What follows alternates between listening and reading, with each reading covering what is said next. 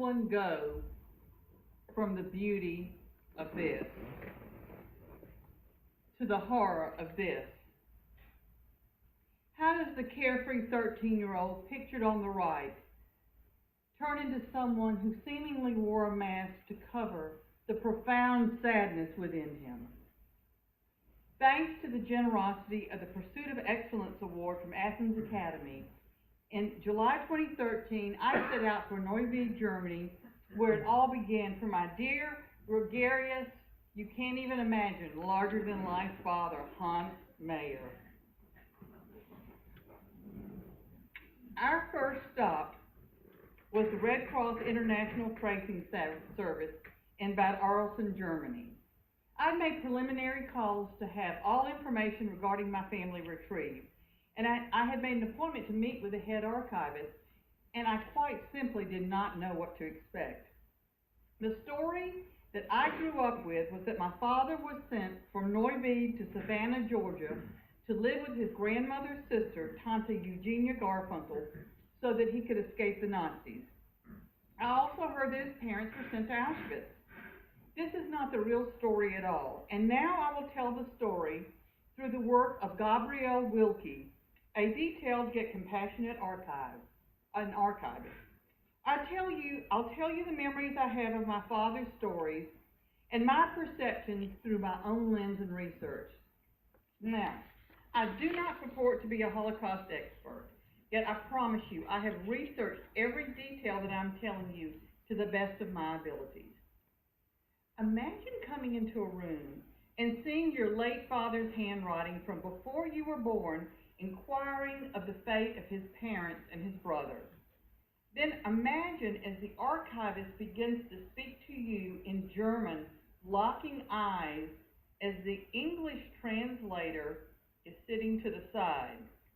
The German translator begins to tell the story, and she insists that we lock eyes, and I listen to the English from the side.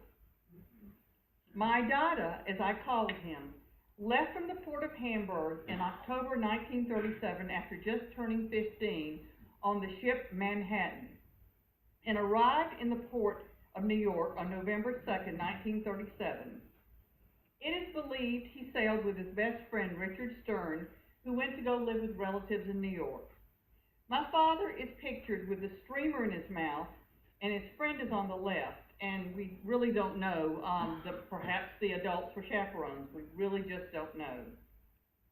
What led to a young teen being sent to a house full of old people with no children is this. The archived documents were translated as such. My daughter's report card at that time, around the age of 14, from his public school in Germany indicated he was doing poorly. His intellect was stated as not regular, and his behavior was stated as nicht gut. His parents filed a certificate with the school to have him schooled by a private tutor. The parents stated in an affidavit that the report from the school was a fake because the teacher was a Nazi sympathizer. And we know that this teacher bullied my father and allowed other students to bully him, he being only one of 2 Jewish students in the public gymnasium or high school. He indeed was tutored at home the next year or so until the opportunity arose for him to come to Savannah to finish his education. His younger brother Kurt was around 10 at the time and was sent to live with some family in Antwerp, Belgium, but Kurt was so homesick, the parents allowed him to come home. And I believe this next picture is of Kurt. You see the arrow pointing to him. That's his elementary school classroom. And apparently in the elementary school, there were more Jewish children. So it wasn't that unusual that he was allowed to come home and it seemed like things were okay. On November 11th, 1938, the Kristallnacht, or Night of Broken Glass, occurred. My grandfather, Walter Mayer, was beaten, and his life and the life of his wife, Frida, and his young son, Kurt, were put on the path that ultimately led to their horrific death. The father of my cousin, Lieselot Levy, who just died in New Orleans a few years ago at the age of 92, Her father was beaten to death that night, but he had to be buried in the dark of night with no relatives present. Lisa Lott and my father used to play together as children, and she too was sent to live with an aunt in Eunice, Louisiana. Cousin Lisa Lott and I spoke over the years, and she was such a good resource for me personally and also for the Southern Jewish History Center. Her testimony is on a historical website regarding our family and its many generations of mayors and levies in the Rhine area. Back to the night of Kristallnacht. On the night of broken glass, my grandfather and his livelihood, his druckerei, or print shop, which was downstairs from the family apartment, was seized. Bank accounts, life insurance policies were seized, and ordinary household goods were seized. According to the archivist, it was common in the small towns to have yard sales of sorts every weekend after the Jews were sent away, so the remaining residents could buy up the pots, pans, and other contents of the Jewish home that was hurriedly left behind. I can assure you there was no valuable art, silver, or artifacts in the modest home of my grandparents. I'm sure it looked like any middle-class home of the time with books, kitchenware, linens, and so forth. Walter, my grandfather, apparently was shocked. He had served in the German army and was a commended volunteer of the Iron Cross in World War I. And it seems to me that he was a proud German first and a Jew second. Even these national heroes were included specifically in the roundup of Jews, as service to the motherland did not matter. This was because the Nazis thrived on the element of surprise and unbelievability. Shortly after Kristallnacht, my grandparents, Walter and Frida, and then 12-year-old Kurt, and all the other 400 or so Jewish residents of Neuwied were rounded up and deported to Cologne, Germany, where they lived in a ghetto on Horst Wessel Street for 4 years, and where Kurt became of age. Naively, I asked the archivist, where might I find Horst Wessel Street when we go to Cologne? And she just shook her head. All the streets in Germany at that time were named for Nazi commandants. There was an Adolf Hitler Street, an Adolf Eichmann Street, and those kinds of streets in the smaller and not so small German towns. The street my grandparents' official ghetto was on was named for Commandant Horst Wessel. Of course, it is renamed today, but since time was short, I was not able to physically locate that particular street, but I hope to one day. Both my grandfather and Uncle Kurt, and by this time he's 12 and he's 13 and he's 14, they were forced to work on the highway department road crew for slave wages. Also, my grandmother's brother and his wife and their 3 small children were also sent to the same ghetto on Horst Wessel Street. My Dada's favorite Uncle Theo Levy, who my father used to talk about as the Baron, because he was such an imposing force and a leader in the community. I believe he was a city councilman in the nearby town of Waldbreibach, which was like the Watkinsville to our Athens. They were in the cattle business in nearby Waldbreibach, as my grandparents were in the print shop business. Uncle Theo and his family were in the cattle business, as were all the Levy family before him.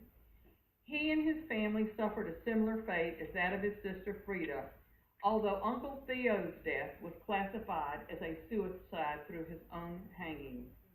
I suppose witnessing your 3 children being killed in front of your eyes would bring anyone to the brink of death, but I don't really even believe this suicide story, as the Nazis twisted and twisted and twisted the truth of their horror and manipulation. This is a picture of young Ursula, Liesel, and Kurt Levy with their grandmother, Carolina, around 1931. Back to my grandfather, Walter. He went from being a proud, honored citizen of his community, strong and healthy, to being a forced laborer. I can't even imagine the pain felt by my father reading these accounts even before I was born. I also know that living with his childless aunt, who was a widow at that time, and 3 unmarried aunts and uncles in the same house in Savannah was very hard on my father. My father told my brother, sister, and I a story, and I suppose it was an attempt to get us to behave or something like that, but it's always stuck out in my mind. Every day after school, my 15-year-old father, like most boys, would go behind the school and he and his buddies would shoot marbles. This apparently was thought of as misbehavior, and the principal called his aunt and complained about my father's alleged misbehavior in shooting marbles. His aunt told him, "You know, I was thinking of bringing your brother over here, but because you are so bad, I just can't do it." In fairness to her, though, who could have imagined that the entire family would have met the fate that they did? But I think my father, all the way to his own death, believed that if only he had behaved, his brother would be alive today. On July 20th, 1942, almost 71 years to the day, Larry and I were standing at the same spot at the same train station where a train left Cologne with Walter Mayer, then aged 48, Frida Mayer, age 46, and Kurt Mayer, by then age 16. What I'm going to tell you now is not what I knew the first time I gave this presentation, but what I have researched about their final days just recently. In May 1942, as part of the implementation of the final solution, the Nazi security services reinstated transports of Jews from Germany to Minsk, Belarus. I believe that's on our map there. Adolf Eichmann declared, "There are no exclusions of Jews, such as my grandfather, who proudly fought in the German army."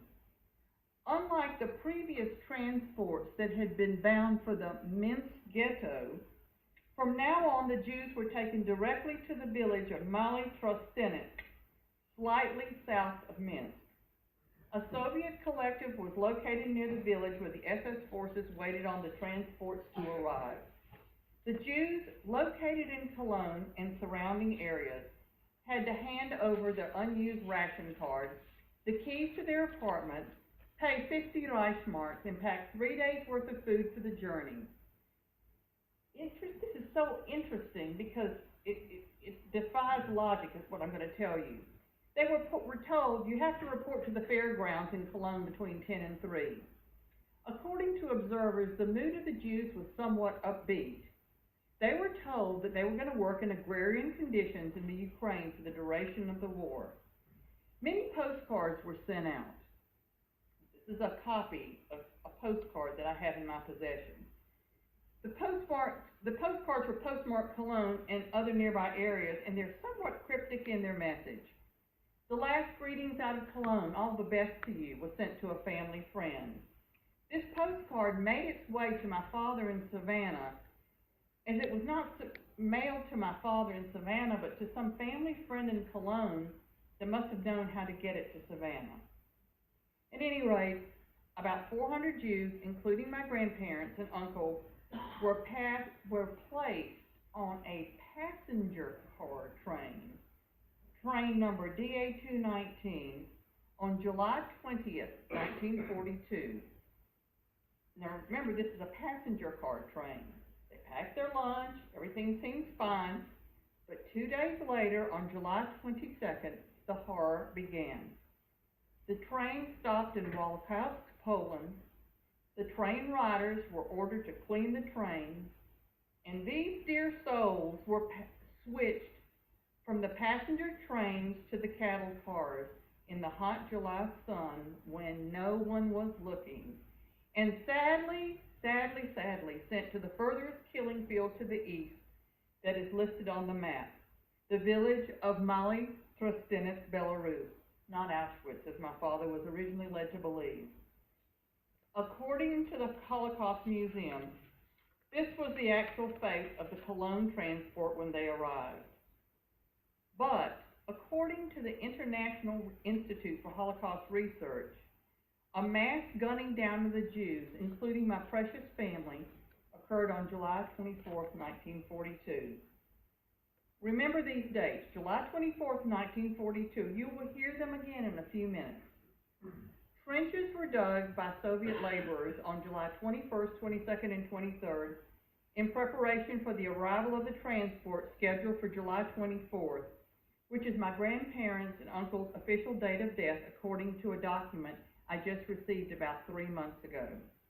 My father's entire extended family was also wiped out, including my great-grandmother, Carolina Ackerman Levy. As an aside, my uncle's name in the German archives is listed as Kurt Yisrael Mayer, and my grandmother's name is Frida Sarah Levy. While sounding lovely biblical, these names were placed on them by the Nazis to further strip them of their identity and give them a Jewish name, whether or not that would be something they would have wanted. The Jewish men were assigned the name of Yisrael, and the Jewish women were assigned the name of Sarah. At first blush, somebody might think, oh, isn't that just lovely? But remember, these were Nazis proclaiming names on Jewish people. After collecting our thoughts, Larry and I, then the archivist embraced us and wept with us at the International Tracing Service in Bad Arolsen. We collected ourselves and we drove a 2-hour drive to Neuwied, Germany. Now I know why my father loved our hometown of Hawkinsville, Georgia so much. A small town on the river, being a merchant, well respected in the community. Everyone knows everyone else. It was a clone of Neuwied. It was meant to be. In Neuwied, we were told about the Stoppelsteins. Stoppelstein is translated as stumbling blocks. The stumbling blocks are brass plates commemorating Jewish people murdered during what the Germans called the National Socialist regime. Gunter Demnig, the initiator of the idea, says, to be able to read the inscriptions, one has to bow to the victims. The bronze blocks are all over Europe, and if you go to Europe and you see something bronze glistening in the street, that's a Stoppelstein. It's in front of every home where a Jewish family once lived but perished in the Holocaust. I had the address of my father's boyhood home, 44 Schlossstraße, but when I went there, it was a youth recreation center, and no one there could seem to help me. Larry and I walked up and down Schlossstraße, looking for the Stoppelsteins. On that small street, we came across the stumbling blocks for the Jonas family, who were relatives of ours. We were about to give up, and then a glimmer of bronze caught my eye.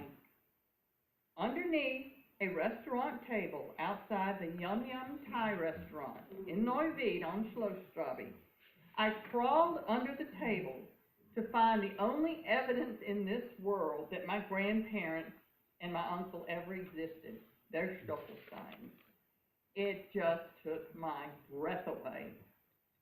Today, I am going to make that right. We walked around Neuwied a little longer. I found the memorial to the one synagogue that was in Neuwied.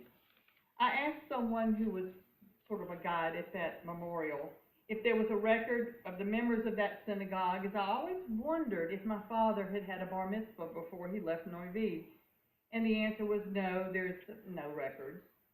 As fate would have it, just a few weeks ago, I was going through some sympathy cards that our family received when my father died, and a cousin of his in this very old sympathy card made reference to being at his bar mitzvah in Neuwied.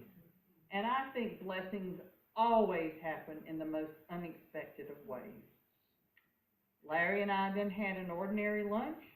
We went to an ordinary H&M store in Neuwied that used to be Gestapo headquarters. We walked around the streets where ordinary people once lived, worked, and loved, and continued on our journey to beautiful scenery, dinner on the Rhine, and Schneeballs, a delicious cookie pastry. What a study in contrast.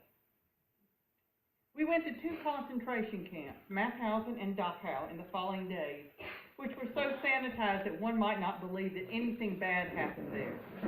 The crematoriums looked like pottery kilns. Even the plaques honoring the victims did not seem quite right. This plaque read, "May the example of those who were exterminated here between 1933 and 1945 because they resisted Nazism help to unite the living for the defense of peace and freedom and in respect for their fellow man. Nazi resistance there, it was futile. Jews were exterminated simply for being Jewish, no more, no less. It was not a matter of resistance or lack thereof. Again and again, the victims were dehumanized and told repeatedly, no one will ever believe your story. It is documented in the archives that my grandparents had tried to immigrate to Switzerland in 1938 after the print shop was seized, but their application was denied. That was the extent of their resistance. Because the Holocaust was so unbelievable, and what happened in a Germany that was about as modern as the United States at that time defied logic.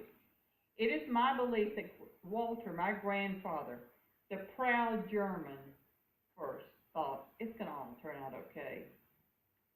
In conclusion, I would like to tell you what happened to my daughter after arriving in Savannah as a 15-year-old. He graduated from high school, immediately became a naturalized citizen at the age of 22, and then immediately joined the U.S. Army and worked as a German interpreter for the U.S. Army. He went back to his hometown and his childhood home, and I believe this is a picture of him in front of his home. I think it was there that he realized that his entire family was gone. What does a young man in his mid-20s do when he has no one? He gets a job as a shoe salesman, meets a lovely girl, opens a shoe store in a small town in middle Georgia by the great Ocmulgee River, and has 3 children. He creates his own American dream until colon cancer cuts it short at the age of 45.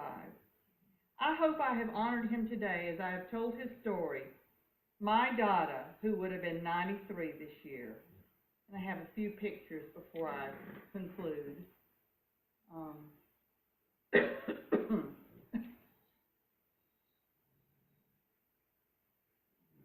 His parents, his family. There's Dada in the chair, the rocking chair. And then we have their wedding, my parents' wedding, some vacations, my Dada and I, our family. Now, my father's memorial plaque is up at our temple. I would like to dedicate the plaques of Walter, Frida, and Kurt Mayer at this time. I have the death of Walter, my grandfather, on this plaque, and my uncle Kurt is July 24th, 1942. It's more than likely they survived the cattle cars and were shot in the ditch shortly after arrival in Molly Prestinant. However, my grandmother, Frida, was not a well woman even in her younger years. It is my belief that she perished of fright in that hot cattle car on July 22nd, 1942. And it gives meaning to my life that from her loins came my father, and then came me exactly 12 years later on July 22nd, 1954. I do believe this is as close as I can come to telling their story. May their memory be for a blessing. It already is, as I have been blessed to have been born to such a fine man as Hans Richard Mayer, and count myself as a descendant from the fine, honorable Mayer Levy family.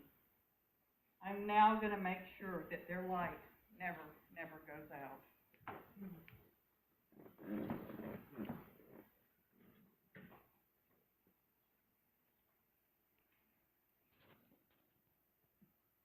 Thank you.